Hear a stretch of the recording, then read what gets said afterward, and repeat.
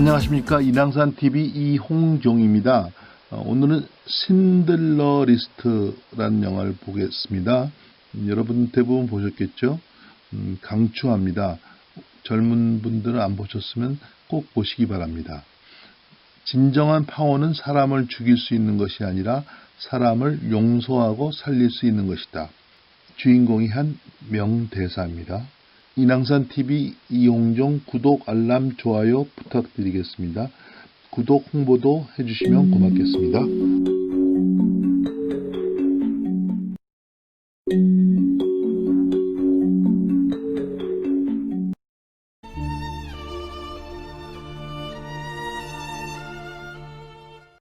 이 영화는 흑백 영화입니다. 근데 이 소녀와 유태인들이 처음에 예배 볼 때 촛불 둘만 칼라로 나옵니다.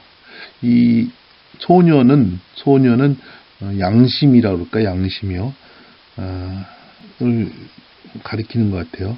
신들러 리스트, 히틀러의 유태인 학살은 사람들이 참 큰 실망을 했다 그러죠. 사필기정, 건선징악, 심지어는 과연 신이 있을까 하는 의심까지 가졌다고 합니다. 600만을 죽였습니다. 특히 어린이도 많이 죽였어요. 그 중에서 어린이가 많습니다. 꽤 됩니다. 국제관계에 대한 수업에서 제일 먼저 추천하는 영화가 신들러 리스트이다. 만약 제가 본 영화들 중에서 제일 먼저 추천할 영화 무엇이냐라고 물으면 서슴없이 이 영화를 강추할 것이다. 행복학 수업에서도 학생들에게 추천한다. 비극을 보고 인생과 행복을 다시금 생각하게 되기 때문이다. 신들러 리스트는 오스카 신들러라는 인물의 실화를 다루고 있다. 1939년 9월 독일은 침공 2주 만에 폴란드군을 대파했고 매일 10,000명 이상의 유태인들이 독일군 점령지인 폴란드의 크라코프에 도착했다. 체코 출신인 독일인 신들러는 유태인이 경영한 그릇 공장을 인수하러 크라코프에 도착한다. 크라코프라는 지역이 폴란드에서 유태인이 많이 살고 유태인이 특히 이제 비즈니스로 성공한 지역이라고 해요. 그 공장을 인수하기 위해 나치 당원이 되어 나치 친위대인인 SS 요원들에게 우리나라 말은 보안부대 그런 식이죠. 여자, 술, 시가 등을 뇌물로 바치며 갖은 수단을 동원하게 된다. 인건비 한 푼 안 들이고 유태인을 이용하면서 유태인 회계사인 스턴과 가까워지게 된다. 스턴은 신들러의 이기주의와 양심을 흔든다. 원래 이제 신들러는 돈을 벌기 위해서 한 것이었죠. 근데 그 사람이 양심이 깨우쳐진 것이죠. 신들러가 부인에게 하는 말이 있습니다. 지금이 돈을 벌 수 있는 기회다. 왜 그러냐? 워라고 합니다. 전쟁 때문에 전쟁이 돈을 벌 수 있는 기회다. 이렇게 합니다. 전쟁을 통해서 돈을 벌 수 있다라고 생각했고 돈을 벌었죠, 사실. 나치 살인 행위로 신들러는 결국 자신의 눈을 통해 현실을 직시하게 되고 신들러의 현실 직시는 마침내 그의 양심을 움직이고 유태인을 강제 노동 수용소로부터 구해내기로 결심하게 된다. 문제는 이들 일명 신들러의 유태인을 어떻게 구해낼 것인가.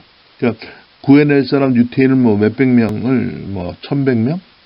하여튼 몇백 명의 그 리스트를 작성하는 것이 이제 신들러 리스트라는 겁니다. 그 신들러 리스트라는 게 상징적으로 이 영화에서 나오죠. 결국 SS 요원인 소위 계급의 노동 수용소장에게 뇌물을 주고 구해내기로 계획을 잡는다. 그러니까 노동 수용소장이 소위가 한다는 게 좀 웃기는 얘기 아닙니까? 우리나라도 좀 그런 게 있는데 보안부대나 첩보부대 사람들은 다른 특기에 다르게 계급이 낮더라도 높은 직을 하죠. 그리고는 신들러의 심지어 이 소위 노동 수용소장은 그 상급자한테 격려도 제대로 안 하는 장면이 나와요. 하이틀러를 제대로 안 합니다. 그리고는 신들러의 유태인들을 독일군 점령지인 크라코프로부터 탈출시켜 신들러의 고향으로 옮길 계획을 하고 스턴과 함께 유태인 명단 리스트를 만들게 된다. 그러한 모든 계획은 완벽하게 이루어지고 신들러는 거의 전 재산을 털어 마침내 1100명의 유태인을 아우슈비츠 대학살로부터 구해내게 된다. 노동수용소장 아몬 게트 소위가 사냥하던 사람을 죽이는 모습을 보면 전쟁이 얼마나 인간을 항폐하게 만든가를 잘 보여주고 있다. 이 실제 얘기를 들어보면 이 아몬이라는 사람이 거의 매일 사냥하던 사람을 죽였다고 그래요. 그리고 이 아몬 게트는 영화배우가 멋있는 사람이 나오지만 실제는 진짜 괴물 같은 사람이었답니다. 덩치도 크고 살도 찌고 그랬다고 그래요. 실제 인물은요. 영화 배우는 뭐 이렇게 상당히 멋있는 사람은 나오지만요. 신들러가 아몬에게 한 말이 명대사로 납니다. 진정한 파워는 사람을 죽일 수 있는 것이 아니고 사람을 용서하고 살릴 수 있는 것이다. 계속 사람을 사냥하듯 죽이니까 그렇게 죽이지 마라 하고 해서 이 사람이 아몬이 그걸 깨닫고 자기 숙소에서 일하는 젊은이한테 용서를 하려다가 결국은 다시 또 자기 본소로 돌아갑니다. 1945년 전쟁이 종식되고 러시아 군대가 동유럽을 자유화시켰을 때 신들러는 연합군으로부터 잡히지 않기 위해 공장의 나치 군인들을 집으로 돌아가도록 종용하면서 자신도 연합군으로부터 멀어진다. 도망가는 것이죠.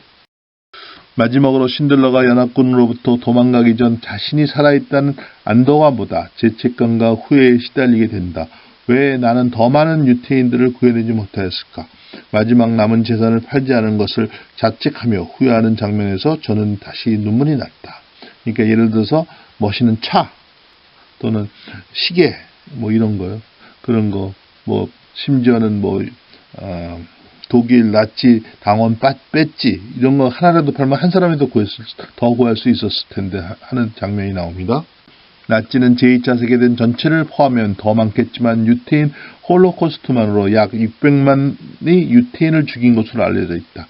독일과 그 협력자들은 100만 명 이상의 유태인 어린이와 수만 명의 로마니 어린이, 수용시설에 살고 있는 신체 장애와 정신장애 있는 독일 어린이, 폴란드 어린이, 그리고 소련 점령군에 살고 있는 아이들을 포함해 약 150만 명의 어린이들을 삭살했다. 유태인 어린이를 많이 죽인 것은 유태인을 아주 말살시키려고 하는 거죠. 스티븐 스필버그 감독은 신들러 리스트를 흥행을 위해 칼라로 PG-13으로 만들 수 있었겠지만 진실을 알기 위해서 R등급으로 너무 잔혹해서 흑백으로 만들었다. 요새는 특히 R등급 영화가 청소년 관람 불가 영화가 별로 없어요. 지금은요. 왜 그러냐면 PG-13 미국식으로는 PG-13 우리나라 말은 뭐라고 하나요? 15세 이상인가요? 하는 정도로 만들어갖고 모든 흥행에 성공하기 위해서요. 지금 뭐 코로나19 때문에 영화가 상당히 어려운 시기지만 그래서 이제 그게 잔인한 모습이라든가 뭐 그런 것을 보여주기 위해서 또 그 사람이 주인공이나 그 아몬이 뭐 여자들의 빠지는 모습을 보여서 정난하게 보여준다든가 또 그 가스에 들어가는 여자들을 벗은 모습을 보여준다든가 그런 실감 있게 하기 위해서 R등급을 만든 것 같아요. 그리고 3시간 넘는 영화지만 전혀 지루하지 않다. 스필버그는 신들러 리스트로 아카데미 최우수 감독상과 최우수 작품상을 받았다. 칼라로 하면 너무 잔인했을지도 모르죠. 그래서 아까 말씀드린 대로 소녀의 모습, 그 다음에 촛불은 칼라로 나옵니다. 유태인 홀로코스트를 그린 많은 영화들이 있지만 이 영화가 가장 감동적인 이유들 중 하나는 아마도 스필버그 자신이 유태인이기 때문일 것이다. 휴머니즘의 회복을 외치는 예술이라는 찬사를 받은 신들러 리스트는 정서적인 진폭이 매우 깊고 크다. 이 영화가 전하고자 하는 메시지가 인간애의 호소라고 하는 데는 이견이 없을 것이다. 영화가 끝나면서 자막이 나온다. 현재 폴란드에 있는 유태인은 한 1000명인데 하지만 신들러가 살려낸 유태인의 후손은 6000명이다. 진정한 파워는 사람을 죽일 수 있는 것이 아니라 사람을 용서하고 살릴 수 있는 것이다. 여러분 감사합니다.